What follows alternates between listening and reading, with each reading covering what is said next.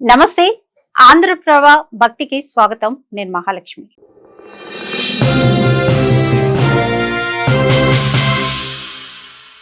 మౌని అమావాస్య. మౌని అమావాస్య అంటే ఏంటి, ఎలా జరుపుకోవాలి? మనతో పాటు ఉన్నారు గురువు గారు చంద్రశేఖర శర్మ గారు. వారు ఈ వివరాలన్నీ తెలియజేస్తారు. నమస్కారం గురుగారు. శ్రీ గురుభ్యో నమః. శ్రీమాత్రే నమః. ఆదిత్యాయ చ సోమాయ మంగళాయ బుధాయ చ గురు శుక్ర శనిభ్యశ్చ రాహవే కేతవే నమః. చూస్తున్నటువంటి ప్రేక్షకులకు ప్రత్యేక కార్యక్రమానికి స్వాగతం. విశ్వావసునామ సంవత్సరములో అంటే 18వ తేదీ అర్ధరాత్రి నుండి 19-20వ తేదీ వరకు మౌన అమావాస్య అని చెప్పేసి, మౌని అమావాస్య అని చెప్పేసి ప్రత్యేకంగా మనకు ఈ యొక్క అమావాస్య తిథిని జరుపుకునే విశేషంగా చెప్పబడుతూ ఉంది. అయితే ఈ యొక్క అమావాస్య ఏదైతే ఉందో మనకు ఆదివారం నాడు అమావాస్య రావడం, అర్ధరాత్రి నుండి తెల్లవారు దాకా ఉత్తరాషాఢ నక్షత్రంలో రావడం అనేది విశేషం. ముఖ్యంగా దీంతో పాటు మనకు ఈ మౌని అమావాస్య రావడంతో కొంత గ్రహస్థితి అనేది మార్పు చెందుతూ ఉంది. మౌని అమావాస్యలో ముఖ్యంగా మనమంతా కూడా ఈ 2 రోజులు పాటించాల్సినటువంటి నియమాలు ఏమిటంటే, ఒకటి నదీ స్నానం, రెండవది చనిపోయినటువంటి పెద్దలకు మాతాపితృలకు తర్పణ విధానం, అదేవిధంగా వారి పేరు మీద అన్నదానం, తర్వాత ముఖ్యంగా బెల్లము నువ్వులు దానం చేయడము, తర్వాత గోసేవ చేయడము. ఈ 2 రోజులు చాలా ముఖ్యం. అయితే ప్రతి నెల ఒక అమావాస్య వస్తుంది కానీ ప్రత్యేకంగా ఈ మౌని అమావాస్య యొక్క ఉద్దేశం ఏమిటంటే, పితృదేవతలకు ఇష్టమైనటువంటి రోజుగా చెప్తూ ఉంటారు. వాళ్ళు ఉత్తరాయణ పుణ్యకాలంలో స్వర్గాది లోకాలకు వెళ్తూ ఉంటారు కాబట్టి వాళ్ళ ప్రీతికరమైనటువంటి దాన ప్రక్రియ చేయడం విశేషం. తర్వాత మౌని అమావాస్య గురించి అనేక యూట్యూబులలో అనేక రకాలుగా భయంకరంగా చెప్తూ ఉన్నారు, కానీ అది అంత భయంకరమైంది కాదు. ఒకటి దాన ప్రక్రియ చేయడానికి, జపతపాదులు చేసుకోవడానికి, నదీ స్నానం చేయడానికి, అన్నదాన కార్యక్రమం చేయడానికి, గోసేవ చేయడానికి విశేషం. కాబట్టి మరి ఇటువంటి విశేషమైనటువంటి 2 రోజులను సద్వినియోగం చేసుకోవాలి. ముఖ్యంగా మౌని అమావాస్య ఒక సందేశాన్ని కూడా చెప్తూ ఉంది. ఈ రోజు ప్రశాంతంగా ఉంటూ మౌనంగా ఉండడం విశేషం అని చెప్పబడుతూ ఉంది. తర్వాత రాత్రిపూట ప్రయాణాలు కూడా తగ్గించుకోవడం అనేది విశేషంగా చెప్పబడుతూ ఉంది.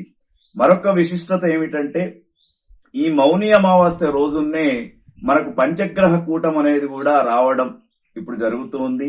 అయితే విశ్వావసునామ సంవత్సరంలో పంచగ్రహ కూటమి ఒకసారి రావడం లేదు, 3 సార్లు వస్తూ ఉంది. కాబట్టి ఈ పంచగ్రహ కూటమి వచ్చినప్పుడు మనకు 18, 19, 20వ తేదీలు ఈ నెల, అట్లానే ఫిబ్రవరి 17, 18 మరొకసారి, తర్వాత ఫిబ్రవరి 23 నుండి మార్చి 1 దాకా, అంటే విశ్వావసునామ సంవత్సరంలో 3 సార్ల పంచగ్రహ కూటం అనేది జరిగినప్పుడు కొన్ని విశేషమైనటువంటి వింతలు జరుగుతూ ఉంటాయి. కొంత గ్రహస్థితి మారుతూ ఉంది.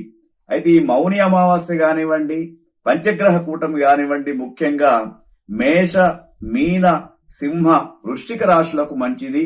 మిగతా రాశులకు మధ్యస్థ ఫలితాలను ఇస్తూ ఉంది.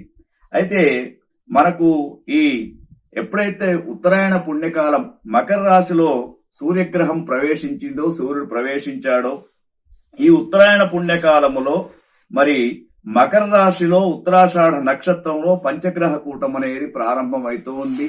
ఈ పంచగ్రహ కూటం యొక్క ఎఫెక్ట్ జనవరి, ఫిబ్రవరి, మార్చి దాకా 3 మాసాలు ప్రతి రాశి వారికి ఉండబోతూ ఉంది.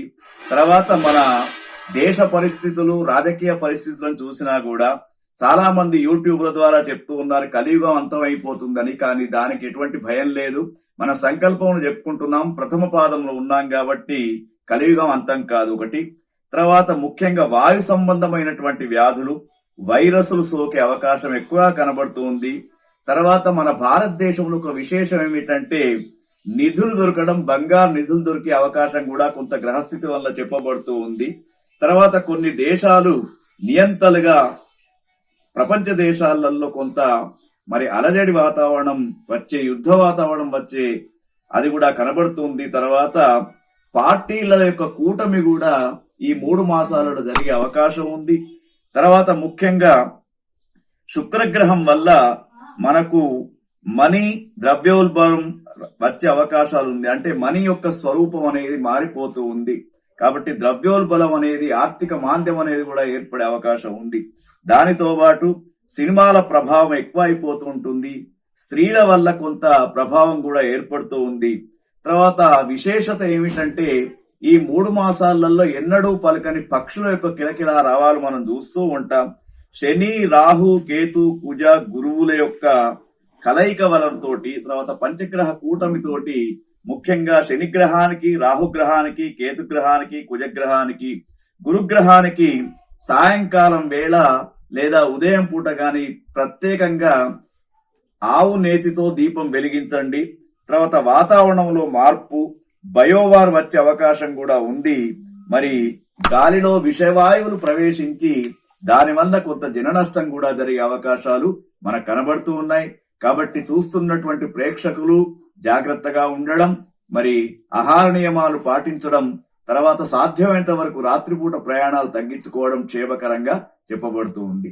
సో చూసారు కదండి, ఇలాంటి మంచి మంచి విషయాలతో మేము ముందుకు వస్తాం. చూస్తూనే ఉండండి ఆంధ్రప్రభ భక్తి.